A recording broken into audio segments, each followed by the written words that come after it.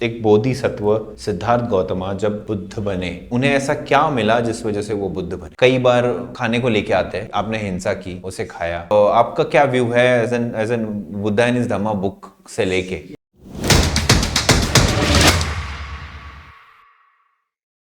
So hello and welcome to one more exciting episode of the Rahul Dongre show. दोस्तों, आज का episode बहुत ही शानदार होने वाला है क्योंकि हम आज बात करेंगे बोधिसत्व सिद्धार्थ गौतम की, वो किस तरीके से बुद्ध बने।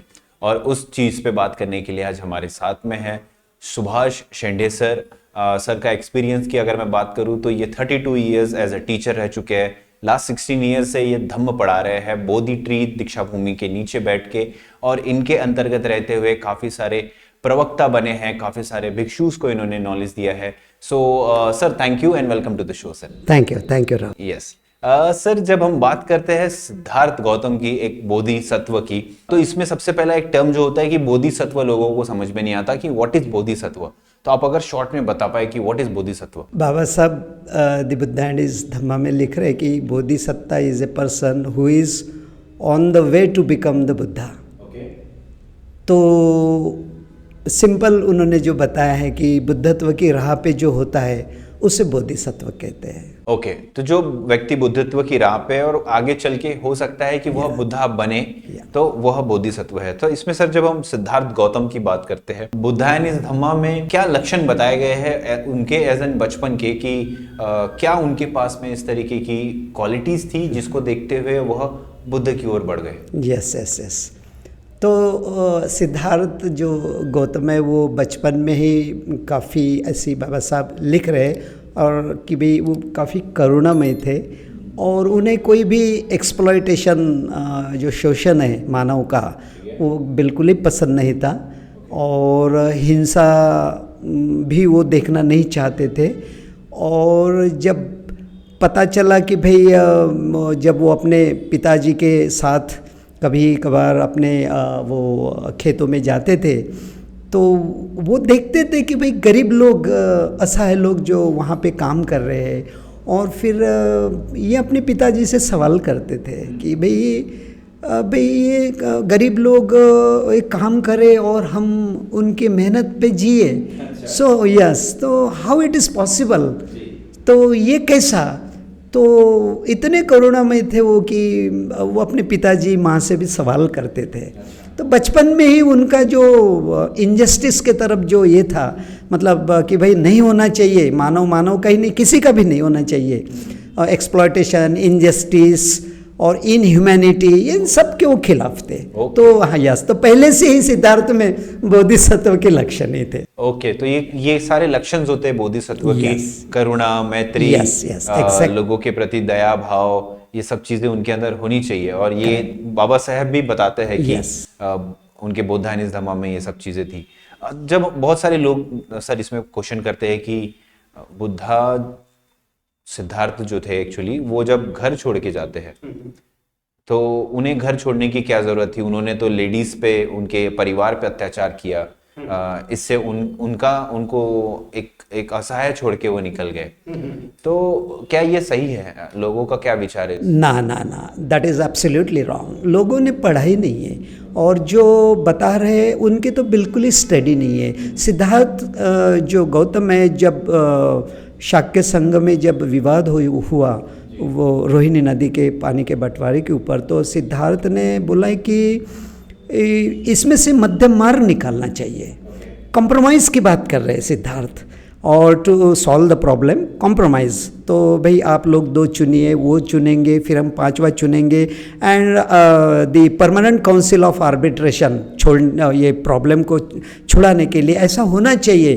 तो वो सिद्धार्थ तो उसकी बात कर रहे हैं, लेकिन सेनापति ने नहीं माना उन चीज़ को। तो ये फिलॉसफी जो सिद्धार्थ बचपन में वो फिलॉसोफर थे, तो ये फिलॉसफी दे रहे कि कोई भी युद्ध, ये जो प्रॉब्लम है, ये समस्या का हल नहीं हो सकता है युद्ध। He was against the war, और वो बोलते थे कि इससे द्वेष को एक प्रेम, करुणा, मैत्री से ही जीता जा सकता है। तो जब वो सेनापति ने नहीं माना तो वो बोल रहे थे कि आप जो चाहे मुझे सज़ा दे सकते हो। तो उन्होंने सेनापति ने 3 जो उनको ये दी थी सज़ाएं, उसमें से एक थी कि भाई फांसी या देश त्याग। तो सिद्धार्थ ने बोला कि मैं ये ले सकता हूँ, मैं या मुझे आप फांसी दीजिए या फिर मैं देश त्याग करूंगा। लेकिन फिर भी प्रसेनजीत राजा की अनुमति के बिना वो नहीं दे सकते थे। तो इसमें ये हुआ है कि सिद्धार्थ ने ये बोला है कि if it is your problem, यही अगर आपका प्रॉब्लम है तो आई कैन सजेस्ट मिडल वे। तो उन्होंने जो मिडल वे जो बताया वो बोला कि मैं खुद ही परिव्राजक बन जाता। That is his voluntary proposal. और इसलिए ना सेनापति ने उनको कोई सजा दी, ये हो ही नहीं सकता। तो इसीलिए प्रॉपरली बाबा साहब जो बुद्ध एंड हिज धम्मा में लिख रहे हैं वो बोल रहे हैं कि सिद्धार्थ का खुद का निर्णय था। और ये महान त्याग बाबा साहब बोल रहे हैं कि ये इतिहास में किसी ने भी नहीं किया। सर लेकिन इसमें जब हम बात करते हैं कि सिद्धार्थ गौतम ने खुद ने डिसाइड किया कि उन्हें ये जो 2 राज्यों के बीच में जो पानी के प्रॉब्लम को लेके जो इशू था उसको सॉल्व करने के लिए उन्होंने एक तरीके से त्याग दिया। लेकिन कहानियां आती है कि उन्होंने बूढ़ा देखा, एक बच्चा देखा, फिर ये तकलीफें देखी, उन सब चीज़ों की वजह से उन्होंने एक दिन डिसाइड किया कि नहीं मैं घर छोड़ के चले जाऊंगा और मैं इसका आंसर ढूंढूंगा। तो ये बुद्ध एंड हिज धम्मा में नहीं दिखता। नहीं है, that doesn't appeal to our reason. Baba Saheb भी लिख रही है बुद्ध एंड हिज धम्मा में कि व्हाई डिड सिद्धार्थ टेक परिव्रजा। सिद्धार्थ ने परिव्रजा कि भाई उन्होंने कोई बूढ़ा आदमी देखा या फिर कोई डेड पर्सन को देखा या सिक पर्सन को देखा। So that doesn't appeal to the reason, क्योंकि 29वें साल तक क्या उन्होंने कुछ देखा नहीं होगा तो हो ही नहीं सकता। इसीलिए ये ट्रेडिशनल आंसर है बाबा साहब लिख रहे, पारंपरिक है, इसमें कोई रिवॉल्यूशन नहीं है। तो ये जो गलत तरीके से सिद्धार्थ का जो परिव्राजक बनने का जो निर्णय था वो शाक्य और रोहिणी नदी के विवाद के लिए जो उन्होंने जो युद्ध छेड़ा गया था उसका विरोध करने के लिए उन्होंने किया। सो that is absolutely wrong. Okay yes. तो इसमें सर जब सिद्धार्थ गौतम कहते हैं कि प्रवज्जा लेने के लिए या फिर वो निकले आगे बढ़े हैं, उस दौरान में उनके साथ उनका एक साथी था छंदक। साथी उन्हें छोड़ नहीं रहा था, उन्हें चाह रहा था कि नहीं किसी तरीके से आप डिसीजन वापस ले, कुछ और करते हैं हम लोग, कुछ सॉल्यूशन निकालेंगे। लेकिन उन्होंने डिसाइड कर लिया था कि नहीं मैं अब जाऊंगा, आगे चलता हूँ। तो इस दौरान सिद्धार्थ गौतम ने उन्हें क्या उपदेश दिए कि जिस वजह से उन्होंने उसे ठीक है मैं मानता हूँ। यस। तो ये जो सिद्धार्थ का बचपन से लेकर जो डिस्कशन चल रहा है या डायलॉग चल रहे, that is the life philosophy. हम लोगों ने उन्हें इस तरीके से कथा कहानी के रूप में नहीं देखना चाहिए। वो तो फिलॉसफी है, हमारे जीवन की फिलॉसफी है, तत्वज्ञान। क्या दिया उन्होंने? तो छन्न के साथ का, बिंबिसार के साथ का जो भी है वो फिलॉसफी ये है कि वो बोल रहे कि separation is certain. My dear friend Channa, कि जाओ और हमारे कपिल वस्तु के सभी लोगों को जाके बताइए, इवन मेरे पिताजी को भी बताइए, हर आदमी स्वार्थी होता है, निस्वार्थ कोई नहीं होता है, और कोई विदाउट मोटिव कोई कुछ नहीं करता। तो ये बुद्ध एंड हिज धम्मा में लिखा हुआ है। और छन्न को बोल रहे हैं कि माय डियर फ्रेंड, तू ही एक मेरा ऐसा एक मित्र है जो मेरा सही साथी है। तो आज ना कल तो डेथ तो हमें एक दूसरे से अलग करेगी। और जाइए कपिल वस्तु को लोगों को बताइए कि मैं तो फेल हुआ उनको समझाने के लिए, लेकिन हो सकता है मैं परिव्रजा होने के बाद में कम से कम उन लोगों के ध्यान में आए। इस तरीके से छन्ना को समझा के उन्होंने ये बताया, और छन्ना के बात समझ में आई कि भाई दुख मत कीजिएगा, दुख तो है ही जीवन में। तो इस बात को छन्ना ने भली भांति समझा और फिर उन्होंने रिटर्न कपिल वस्तु जाने का छन्ना ने निर्णय लिया। यस। ओके। तो मतलब एक जो ट्रेडिशनल मेथड है जो लोग बताते आ रहे हैं कि बुद्ध दुख का निवारण ढूंढने के लिए निकले, वहीं धम्मा बता रहा है बुद्ध एंड हिज धम्मा की सॉल्यूशन के तौर पे, त्याग के तौर पे बुद्धा बाहर आए। ऐसा आप भी ऐसा ही बोलना चाह रहे हैं? If I am not wrong. Yes. Okay sir, इसमें जब बुद्धा निकल पड़ते हैं बाहर, चंदा वापस चले जाते हैं, अपना घोड़ा भी लेके चले जाते हैं, तो इसमें बहुत सारे एलिमेंट्स भी लोग ऐड करते हैं कि बारिश हुई और ये सब चीज़ें हुई, कुछ चमत्कार हुए, ऐसे ऐसे बहुत सारे एंगल्स लोग डालते हैं कहानियों में, जो कि बुद्धा एंड हिज धम्मा में उन सब चीज़ें हमें देखने को कम मिलती है। एंड तो बुद्धा एंड हिज धम्मा लिखते टाइम बाबा साहेब ने, लोगों का कहना होता है कि यार इन्होंने कहाँ से ढूंढ निकाला ये सब चीज़ें जो हम लोग पढ़ते हैं ट्रेडिशनल वे में, वहाँ पे नहीं है। बाबा साहब ने तो ऑलरेडी पूरे त्रिपिटक का पूरा पढ़ाई किया है और इतने सारे किताबों का अध्ययन और इतने सारे लेखकों का अध्ययन करने के बाद में जो अपील रीजन को होता है, मतलब हमारे तर्क बुद्धि को, उसके आधारित उन्होंने जो अननेसेसरी चीज़ों को उन्होंने निकाल के फेंक दिया और जो साइंटिफिक तरीके से उन्होंने जो बुद्धा एंड हिज धम्मा को लिखते वक्त बड़ी सावधानी बरती है उन्होंने बाबा साहब ने। तो ये सब जो लोग हैं, they are not the readers of Buddhism, even they are not the students of Buddhism, their studies occasional, कभी यस वो प्रासंगिक है उनकी स्टडी। और ये जो अपनी खुद के जो कुछ उदाहरण जो उसमें घुसाड़ रहे बुद्धिज्म में, so it is the Buddha and his Dhamma from their own pocket. अच्छा, ओके। सर, इसमें जब बुद्धा 6 साल के लिए अलग अलग गुरुओं के पास रहते हैं, अलग अलग लोगों से सीखते हैं, तो उस दौरान की जर्नी के बारे में आप कुछ बता पाए? Okay, right, this is a good question Rahul. Problem ये है कि जब सिद्धार्थ ने युद्ध के लिए भाई विरोध करने के लिए जब वो वहाँ से निकले, फिर वो अपने वाइफ यशोधरा के अपार्टमेंट में जाके बात कर रहे, डिस्कशन कर रहे, और उस जो यशोधरा उनको कंसेंट दे रही है कि जाइए आप, और आप मानव के कल्याण का मार्ग ढूंढने के लिए जा रहे हैं, तो मैं भी आई रही थी, लेकिन राहुल छोटा होने की वजह से मैं नहीं कर पाती। आप जाइए, आपके जाने के बाद में मैं आपके पूरे माँ पिताजी और ये बच्चे का पूरा मैं देखभाल करूँगी ठीक ढंग से। तो ऐसी सिचुएशन में हमें ब्रेव और बोल्ड होना चाहिए, ये बता रही है। फिर जाके वहाँ से वो निकलने के बाद में फिर कपिलवस्तु चले गए, राजगृह चले गए। तो राजगृह में बिंबिसार राजा है, वो भी उनसे मिलने आता है। तो बिंबिसार को भी डिस्कशन में वो ये बता रहे कि राजा, ये जो प्लेजर्स होता है ये यूथ के लिए होता है, ऐसा बिंबिसार बता रहा। लेकिन सिद्धार्थ बोल रहा है नहीं, ये प्लेजर्स जो है, they are the pleasures are the robbers of our happiness. And ये जो जहाँ से आते हैं वो वहीं फिर से चले जाते हैं, मानव को बेवकूफ़ बनाते हैं। तो इसीलिए सुख के पीछे दौड़ने वाले के पास में दुख ही आता है। तो ये बिंबिसार फिर अपना आधा राज्य देता है, he offers half of his kingdom. लेकिन सिद्धार्थ चूंकि वो इतने बड़े महल छोड़ के आए थे, उनके पास में कोई ग्रेड लस नाम की कोई चीज़ ही नहीं बची, तो उन्होंने उसको भी ठुकरा दिया, आधे राज्य को ठुकरा दिया उनका प्रस्ताव बिंबिसार। तो आगे जाके उनको वो 5 परिव्राजक मिलते, उनके दोस्त, वो भी बताते हैं कि why don't you go to your home and join your family. तो सिद्धार्थ बोलते हैं no, that is not my problem now.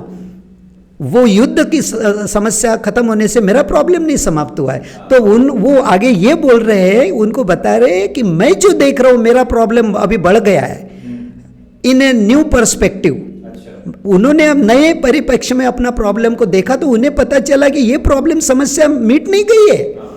तो क्योंकि शाक्य कुलीय का युद्ध मिट गया है, इसका मतलब घर घर के झगड़े थोड़ी मिटे हैं। तो उन्होंने ये बोला है कि जो मैं देख रहा हूँ वो है गृहस्थ में प्रॉब्लम है, माँ और बेटे में, बहन भाई में, और मित्र में। तो ये सब घरेलू सोशल कॉन्फ्लिक्ट जो बोला है, उसके लिए उन्होंने अपनी परिव्रजा को कंटिन्यू रखा।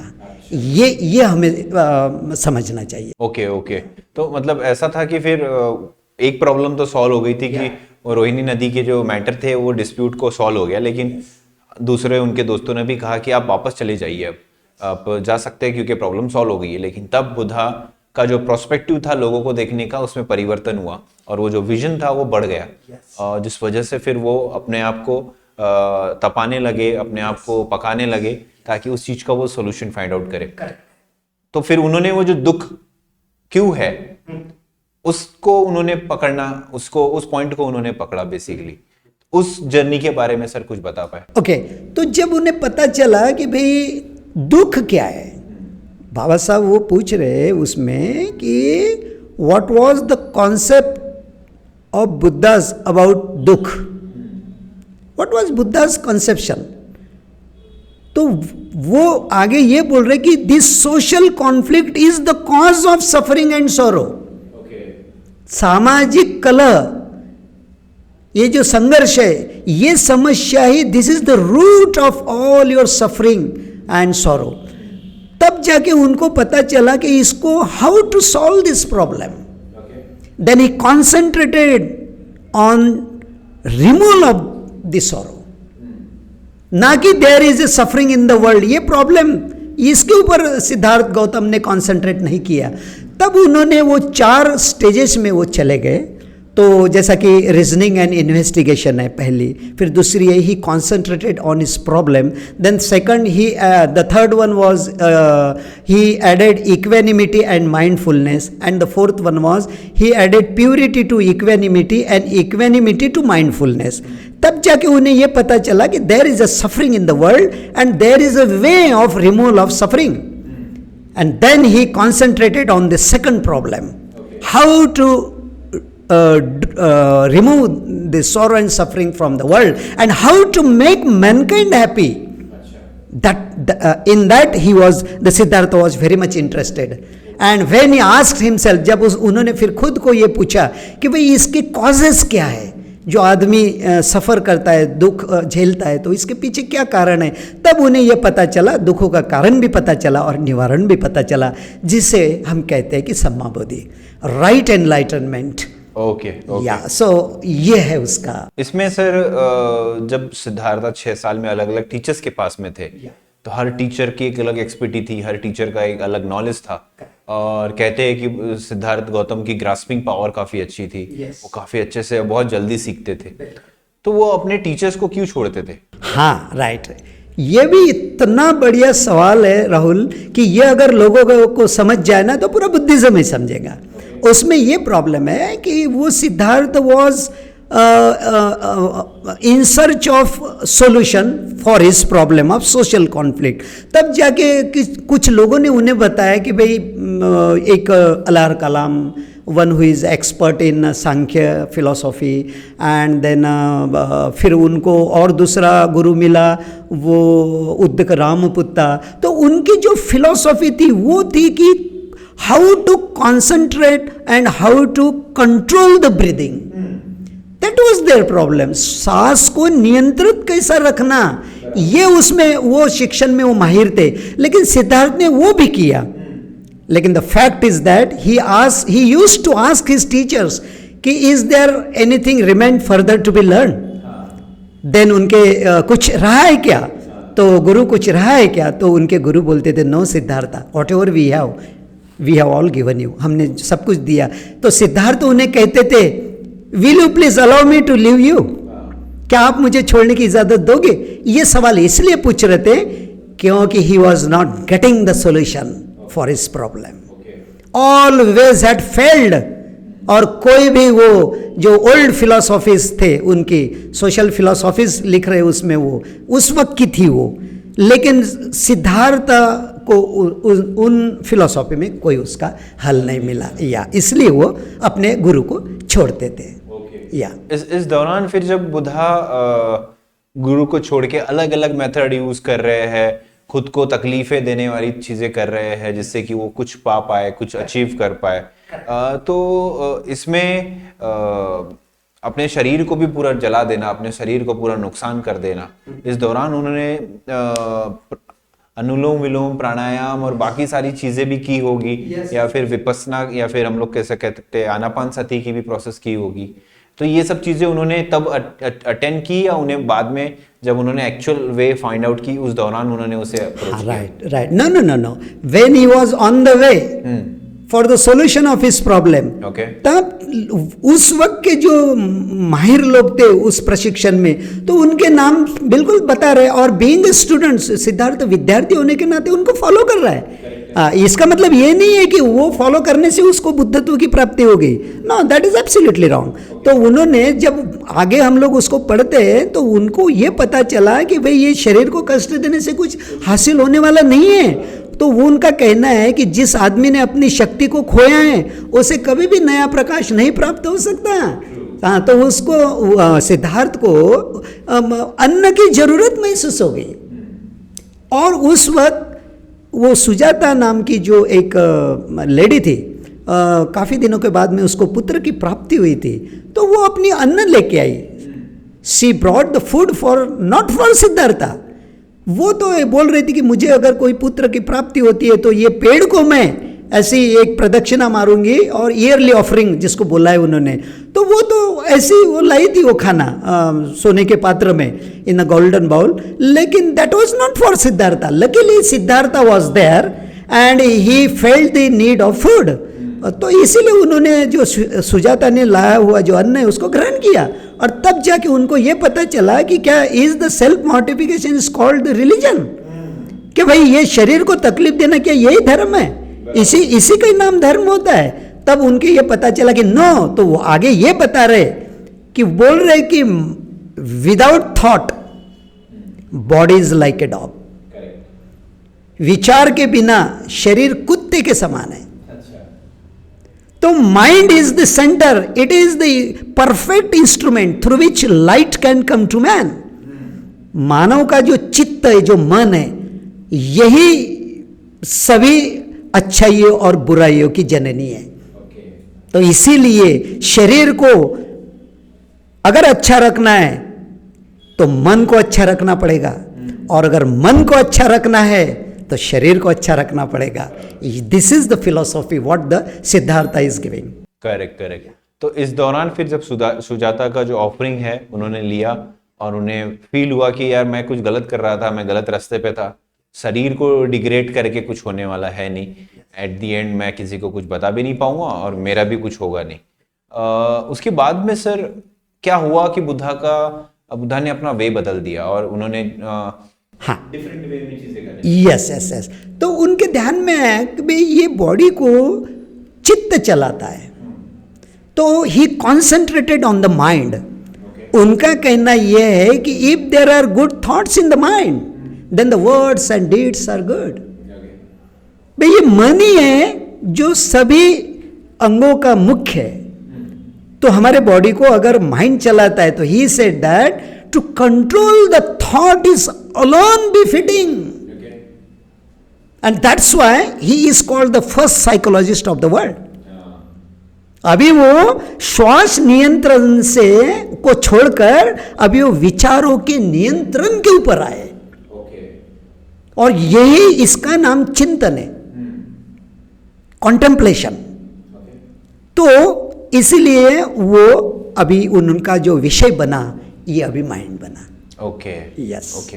तो उस दौरान जब हम लोग बात करते हैं कि एक बोधिसत्व सिद्धार्थ गौतमा जब बुद्ध बने, तब उन्हें ऐसा क्या मिला जिस वजह से वो बुद्ध बने? Right right, this is also very good question. Siddharth ने जब देखा कि भाई ये मानव दुख से जाता है, जिंदगी जीता है, तो इसके पीछे कारण क्या है, तो उन्होंने खुद को ये सवाल पूछा कि भाई इसके कारण क्या है और एंड हाउ टू रिमूव।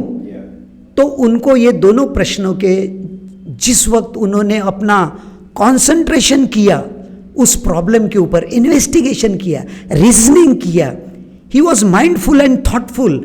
ये सब जो है these are all psychological processes, मानस शास्त्रीय प्रक्रिया में से वो गुजरे हैं, तब जाके उनको वो पथ मिला, वो रास्ता मिला।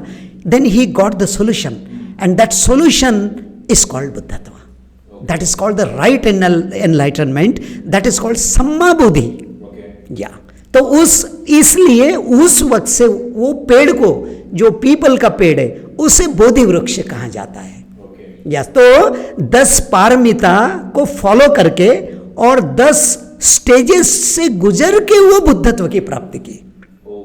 यस, बुद्धत्व प्राप्त करना मतलब क्या है? To get the solution for the problem, अपनी समस्या का निवारण मिलना का मतलब बुद्धत्व की प्राप्ति है। दूसरा को बुद्धत्व यानी कोई चमत्कार नहीं है, ना ना ना ना, दैट इज या। इसीलिए बुद्धिस्ट लोगों ने बिल्कुल अपना चिंतन की तरफ जाना चाहिए और हमारे माइंड को प्रशिक्षित करने का, ट्रेनिंग ऑफ द माइंड। तो सिद्धार्थ के जो बुद्धत्व की प्राप्ति है वो बहुत ही रिवॉल्यूशनरी है। सो अभी तक तो इतने सालों के बाद, 2500 साल के भी बाद कोई दूसरे बुद्ध नहीं निर्माण हो चुके, क्योंकि जो कुछ मानव का कल्याण का मार्ग है वो उन्होंने डिस्कवर किया। दैट इज़ वाई बुद्ध के धम्म को डिस्कवरी बोलते हैं। तो उनका कहना है कि if the mind is comprehended that everything is comprehended, give cleaning and culture of the mind, यही बुद्ध की शिक्षा है और यही एसेंस ऑफ बुद्धिज्म है। जी सर, इसमें सर जब बुद्धा कहते हैं कि मैं कुछ दुख है, दुख का कारण है, दुख का निवारण भी है और उसका मार्ग भी है, उसके लिए वह पंचशील और अष्टांगिक मार्ग बताते हैं। तो इसमें मेडिटेशन भी एक पार्ट आता है, सम्यक समाधि का एक पोर्शन आता है। तो उसको किस तरीके से बुद्धा बोलते हैं कि अपनी डेली लाइफ में किस तरीके से इसका इस्तेमाल करना चाहिए? This problem everybody is interested to know. बुद्ध का मार्ग इतना सिंपल है कि दुनिया में किसी का मार्ग सिंपल नहीं है। Unnecessarily people are making it complicated. वो ऐसा है कि पूरे मन से ही रिलेटेड है भाई अष्टांग मार्ग, सम्मादिट्ठी, तो राइट आउटलुक, ये सब जो राइट जो एम है, फिर राइट स्पीच है, फिर राइट बिहेवियर है, तो फिर राइट जो माइंडफुलनेस एंड थॉटफुलनेस है, और फिर राइट एफर्ट्स है जिसको आजीवो बोलते हैं, सम्मा आजीवो। सम्मा का बहुत मीनिंग है बुद्धिज्म में, सम्मा मीन्स राइट। तो ये जो सम्मा समाधि है, so that is quite different than the samadhi. Samadhi is mere concentration, वो केवल चित्त की एकाग्रता है। और ये मैं नहीं बोल रहा हूं, बुद्ध अपने 5 परिव्राजकों को ईस्वी सन 528 में 35वें साल में ही अपना फर्स्ट लेक्चर दे रहे, that is called the first sermon of the Buddha at Sarnath. वो उसमें ये बता रहे हैं कि my dear friends, samadhi and samadhi is not the same, it is quite different. तो बोले क्यों? तो बोल रहे कि samadhi is mere concentration and samma samadhi is positive, samadhi is negative. Why negative? There is no training to the mind. But in samma samadhi there is a training. It gives the motive power to mind to do good and to speak good and to act good always and always. इसीलिए सम्मा समाधि का मतलब कुछ समाधि करना नहीं होता। No no no, सम्मा समाधि का मतलब होता है कि to give the permanent habit to your mind to think, speak and act good and always good. बस अगर मैंने मेरे चित्त को अगर प्रशिक्षण दिया है हरदम के लिए और परमानेंट दिया है, हैबिट बन चुकी मेरी, अब मुझे समाधि करने की there is no need. Yes. तो इसमें सर जब हम बात करते हैं आनापान सति की और मेडिटेशन की, जिससे कि लोग अपने अंदर चल रहे तूफान को पहले शांत करते, खुद को देख पाते एंड देन अपने चित्त को वो ट्रेन कर सकते हैं, ट्रेनिंग। तो इसमें डॉक्टर अंबेडकर किस तरीके से विपस्सना या मेडिटेशन को सपोर्ट करते हैं या नहीं करते? राइट। अभी तक जो कुछ मैंने पढ़ा है, अभी I have read the Buddha and his Dhamma for so many times, that too in English. मुझे कहीं ध्यान विपस्सना नजर नहीं आई, कहीं पे भी नहीं है। वो तो ये बोल रहे हैं कि किसको कैसा धम्म समझा, डिफरेंट वेज बता रहे बाबा साहब, और वो मिसअंडरस्टूड हुआ लोगों को, ये बता रहे बाबा साहब। टू सम, किन लोगों के लिए वह ध्यान है, किन लोगों के लिए समाधि है, ऐसा बाबा साहब लिख रहे, और कुछ लोगों के लिए वह विपस्सना है। It's a kind of pranayama, bracket में लिख रहे बाबा साहब। तो यहाँ पे विपस्सना को स्वीकारा भी नहीं और उन्होंने कहीं नकारा भी नहीं, उन्होंने ये लिखा है कि कुछ लोगों के लिए वो है वो, और आगे तो वो लिख रहे हैं कि वो फिर व्हाट अबाउट सोशल मैसेज। बाबा साहब जो एम्फसाइज कर रहे हैं वो सामाजिक संदेश के ऊपर ज्यादा भर दे रहे बाबा साहब। हाँ, तो सामाजिक संदेश को देना, it is called Saddhamma, that is the social and moral philosophy of Buddhism. तो बाबा साहब ने कभी ये नहीं बोला कि, और मैंने भी पढ़ा है कहीं वहाँ पे कोई विपस्सना सिद्धार्थ ने कहीं सिखाई, बुद्ध ने तो सिखाई नहीं, विपस्सना नाम का कोई वर्ड ही नहीं है। तो इसीलिए वो विपस्सना को अगर स्पेशली कहीं वर्ड एक ही बार आया है उसमें, तो वो बाबा साहब बोल रहे हैं कि कुछ लोगों के लिए विपस्सना है वो, and they are not the students of Buddhism. Baba Saheb उनको ये लिख रहे कि वो कोई बुद्धिज्म के विद्यार्थी नहीं है। आगे ये लिख रहे कि ये इन लोगों के मत है, ये बहुत बड़ी टू बी अंडरलाइन, कि वो लिख रहे कि those who have fancy for certain things, कुछ विशिष्ट आकर्षण है कुछ लोगों को किसी चीज का, ऐसी महाभाग है वो लोग जो विपश्यना बोल रहे। ये बाबा साहब लिख रहे बुद्धा एंड हिज धम्म में। समाधि और विपश्यना कौन बोल रहा है कि बुद्ध की प्रिंसिपल टीचिंग है करके, ये कौन बोल रहे? तो वो बाबा साहब लिख रहे उसमें कि ये ऐसे लोग हैं जिन्हें कुछ विशेष चीज का आकर्षण है, और वो बुद्धिज्म के विद्यार्थी नहीं, उनका स्टडी बुद्धिज्म का ओकेजनल है। तो इसीलिए बाबा साहब बोल रहे हैं कि एम्फसाइज ये कर रहे हैं कि भाई बुद्ध ने कोई सोशल मैसेज नहीं दिया क्या आप? तो आगे ये लिख रहे, बहुत बड़ी बात बाबा साहब ने लिखी है, but the social message has been buried by modern authors. दफना दिया इसको आधुनिक लेखकों ने। ये बहुत बड़ी शोकांतिका है। तो बाबा साहब जो बुद्धिज्म के लिए जो देख रहे हैं, वो देख रहे हैं कि it is a great social doctrine, बहुत महान सामाजिक सिद्धांत है ये। तो इसीलिए बुद्धिस्ट ने ये मैसेज को बाबा साहब को अंडरलाइन करना चाहिए, और वी मस्ट एम्फसाइज, क्योंकि इसी सोशल मैसेज से ही लोगों में चेंज आ सकता है और पूरा अन्याय अत्याचार जो भी है कुछ वो खत्म हो सकता है। जी सर, इसमें जब हम बात करते हैं, बाबा साहब ने एक समाज को हिंदू धर्म से निकाल के एक दूसरा समाज या एक दूसरा धर्म दिया, ठीक है। उन्होंने थेरावादा स्टाइल में बुद्धिज्म लिया, उन्होंने 22 प्रतिज्ञाएं दी, उसमें उन्होंने बताया भी कि आज से मेरा नया जन्म हो रहा है और मैं अपने जन्म बुद्धा के धर्म को प्रसार प्रचार में लगाऊंगा, और मैं इसमें पहले डिले हो गया हूँ, लेकिन अब मैं पूरा अपना जीवन इसको दूंगा। तब उस दौरान वो बुद्ध के अष्टांगिक मार्ग को भी मान रहे, पंचशील को भी मान रहे, और बाकी की शिक्षाओं को भी मान रहे। जी, इसमें जब लोग एक धर्म से दूसरे धर्म की ओर आते हैं, लोगों के अंदर एक श्रद्धा होती है जिसको वो ढूंढते हैं कि यार मुझे कुछ तकलीफ है, तो मैं एक अल्टीमेट पावर को पूछता हूँ कि मुझे मेरी ये प्रॉब्लम है, सॉल्व कर दो। हर कोई उस लेवल की थॉट प्रोसेस नहीं दे सकता जो हम लोग चाह रहे हैं, इंटेलेक्चुअल होना और चीजों को अचीव करना।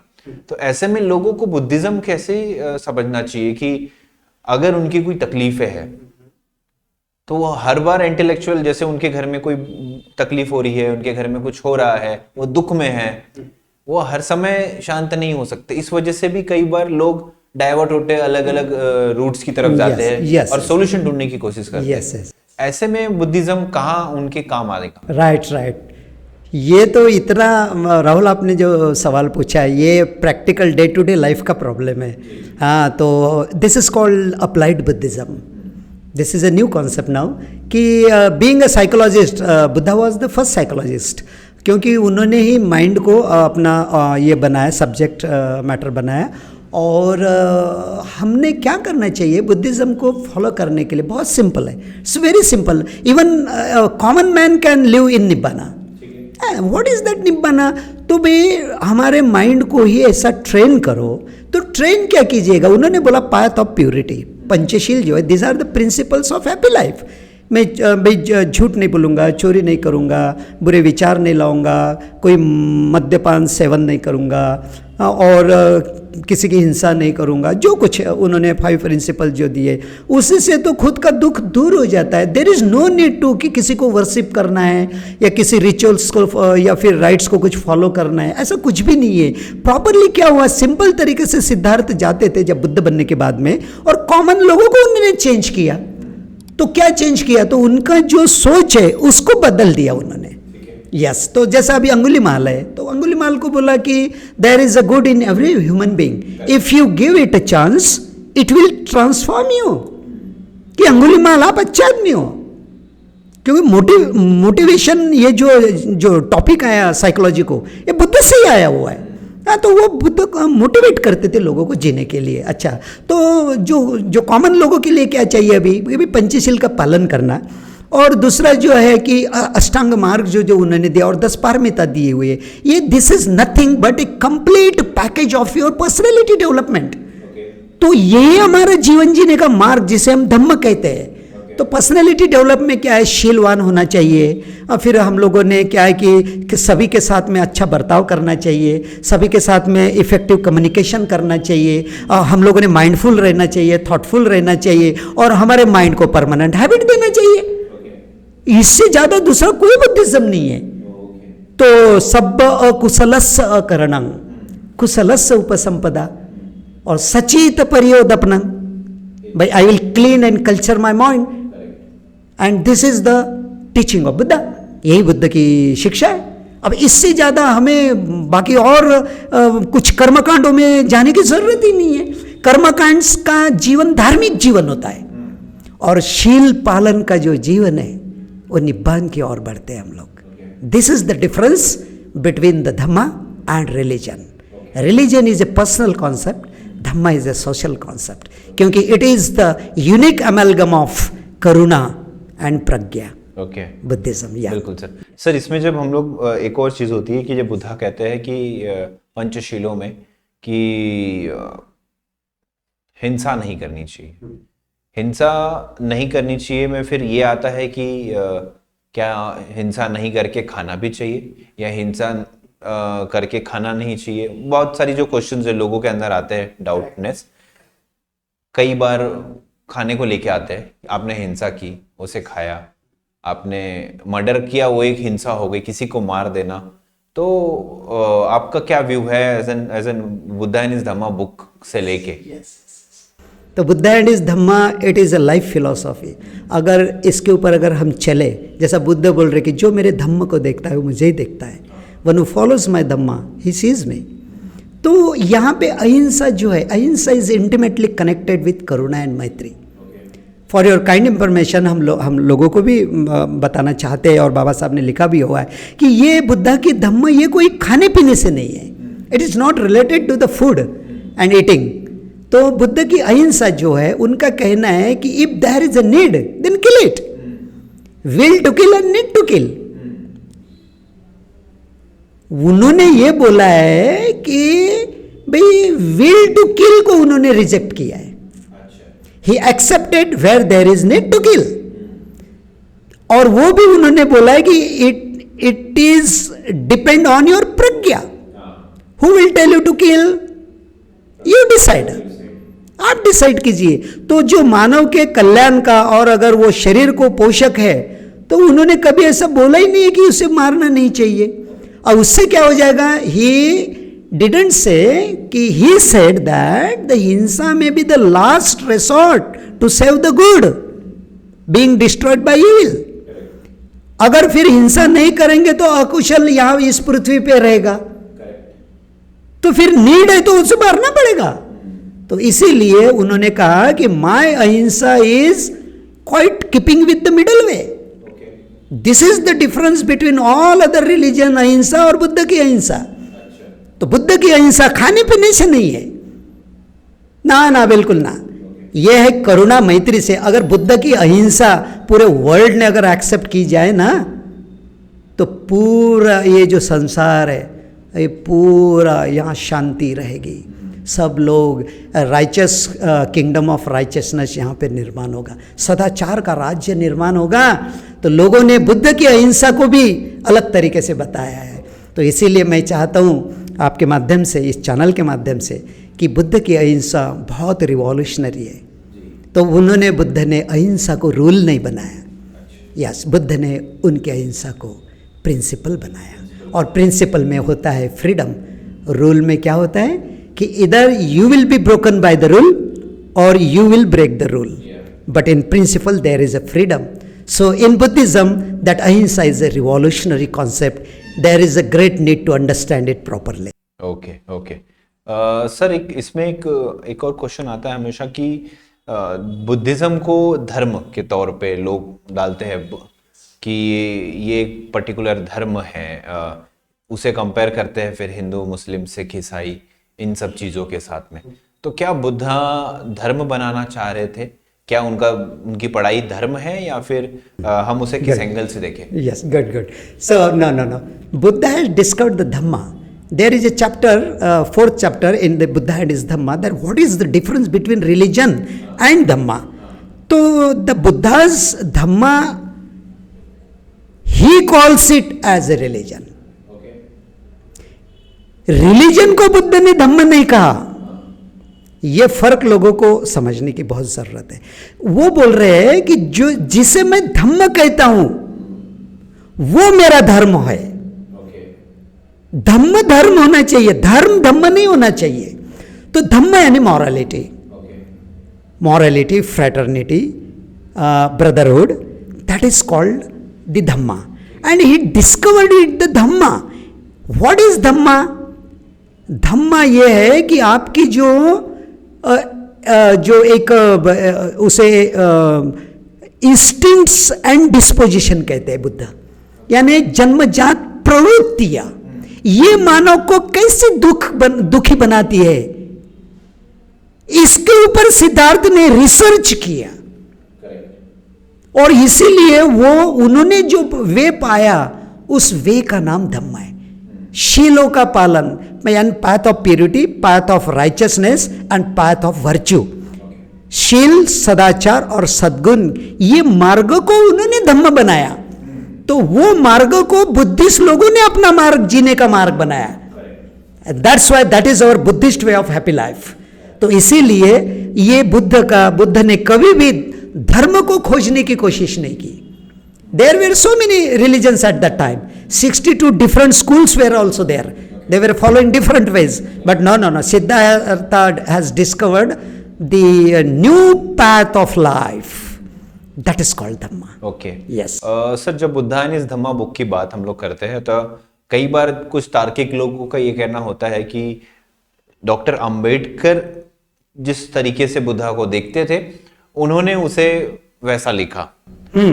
उन्होंने उसमें अपना एलिमेंट ऐड किया. उनके अंदर जो आक्रोश था, उनने जो बचपन में झेला, जो जातिवाद झेला, इन सब चीजों को उन्होंने बुद्धा ने इस धम्मा में लिखा और कहा कि कट डाउन किया उन्होंने ब्रांचेस को कि आप इसकी तरफ ना जाइए, आपको ये ऐसा ही फॉलो करना. ये है बुद्धा का टीचिंग.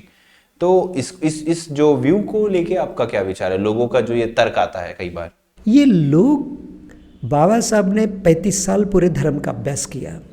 खुद बाबा साहब बुद्ध एंड हिज धम्मा के प्रीफेस में लिख रहे हैं. तो उन्होंने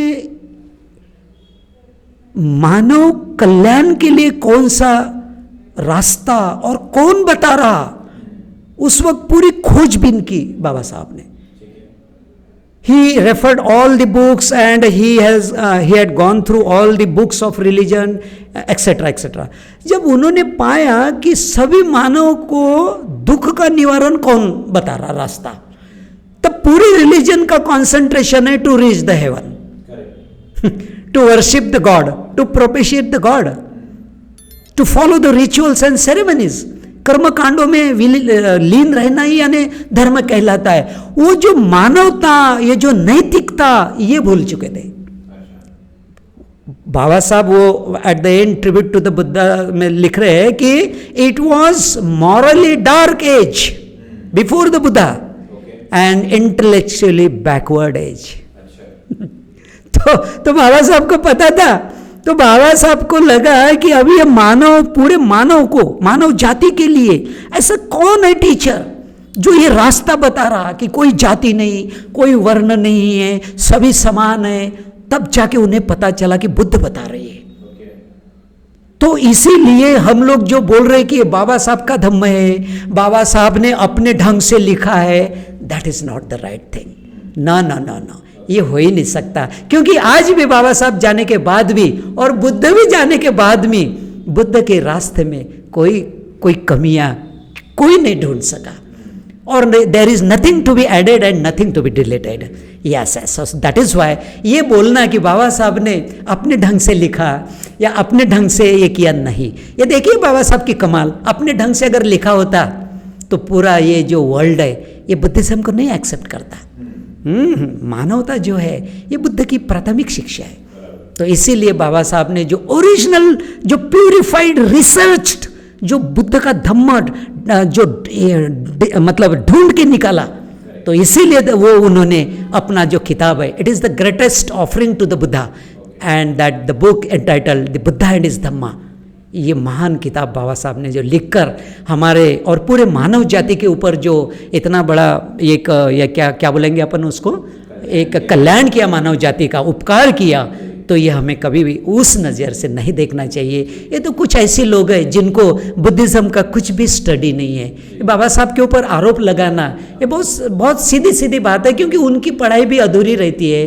कुछ किताबें पढ़ते हैं और बाबा साहब ने तो डिटेल बुद्धिज़्म का अभ्यास किया है। तो हमारे इसीलिए बुद्ध एंड हिज धम्म एक किताब पूरे मानव जाति के लिए लिखा हुआ है।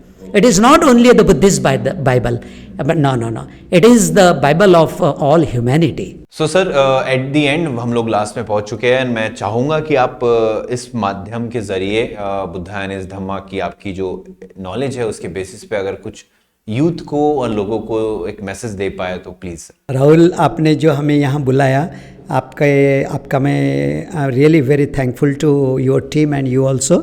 और इस माध्यम से अगर मैं कुछ बुद्ध एंड हिज धम्म का कुछ मैसेज अगर हमारे और पूरे दुनिया को अगर दे सकता हूँ तो वो ये है कि बुद्ध का धम्म अगर कोई इंसान अपने जीवन में उतारे तो उसे कभी भी दुख वो महसूस नहीं करेगा, और उसको दुख को दूर करने के लिए वो he will fight for that. And जो हमारे अंदर की जो इंट्रिंसिक जो पावर है उसको हम कैसे यूज़ कर सकते, इसको बुद्ध ने स्ट्रेंथ्स बोला है, ताकत। तो ताकत का हमें इस्तेमाल करना है, ना कि हमारे कमियों का। तो हम चाहते हैं कि बुद्ध का धम्म ये सभी मानव जाति ने अपनाकर अपने दुखों का निवारण करना चाहिए और वो हैप्पीनेस में जीना चाहिए। और फिर आप 100 क्या 200 ईयर्स आप जी सकते हैं, और ये इस पृथ्वी पे कभी किसी को कोई फिर शोषण, इनह्यूमैनिटी, अमानवीयता या फिर कोई आतंकवाद या कोई भी फिर वाद का नहीं रहेगा। पूरे मानव एक सदाचार के रूप में जिएंगे और पूरी यहाँ मानवता ही रहेगी। तो इसीलिए Buddha, it's a great need and this the scientific age and this progressive world needs the Buddha's Dhamma. Thank you so much sir for this thank you, amazing message actually guys। Sir का लेक्चर्स अभी भी आपको दीक्षा भूमि में बोधि ट्री के नीचे आपको Sunday को sir मिल जाएंगे most of the time. Sir का नंबर्स भी आपको डिस्क्रिप्शन में मिल जाएगा। And if you have any kind of questions and related to Buddha and his Dhamma you can ask him, is amazing mentor. And do like, do subscribe and share this video to the maximum। and मिलते हैं next episode में। सबका मंगल।